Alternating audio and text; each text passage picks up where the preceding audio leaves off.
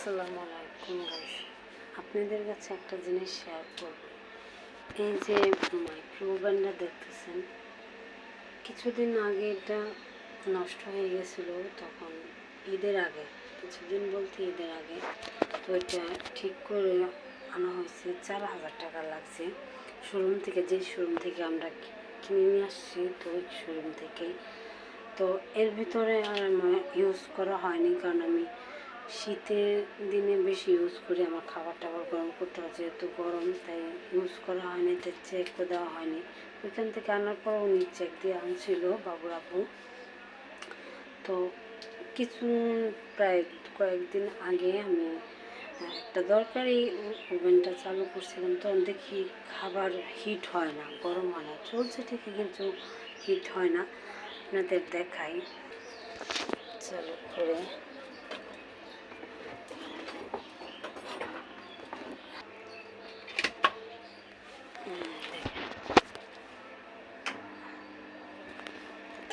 অটোমেটিকভাবে দেখেন কি ডিস্টার্ব দিচ্ছে, অটোমেটিকভাবে চলছে, কীরকম ডিস্টার্ব দেয় দেখেন একবার। এটা মানে কোনো সুইচ কাজ করছে না, কিন্তু বাতি ধরে আছে, বুঝতে পারছি না কি সমস্যা। তো টাকা দিয়ে ঠিক করলাম, কিন্তু এরকম সমস্যা, এই জন্য আমার এইসব জিনিস একদম ভালো লাগে না। এর থেকে ভালো হতো যদি আমি টিকু একটা কিনে নিয়ে আসতাম ওভেন। একটাতে আমি বেশি কিছু ইউজও করি না, জাস্ট খাবার গরম করতাম। তো আমরা গ্রামের তো ওইরকম কিছু বানিয়ে খাওয়া হয়নি।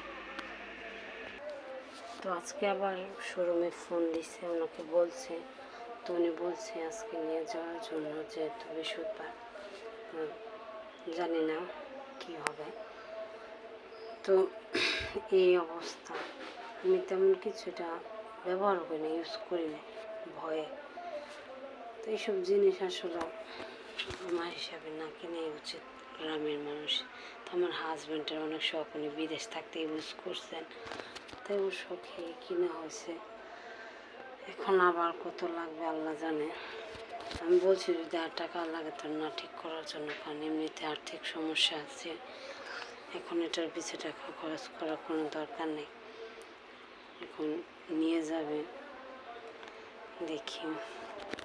তাই সবাই, আর যদি কেউ জেনে থাকে না, প্লিজ কমেন্ট বক্সে কমেন্ট করে জানাবেন আসলে এটার সমস্যাটা কী।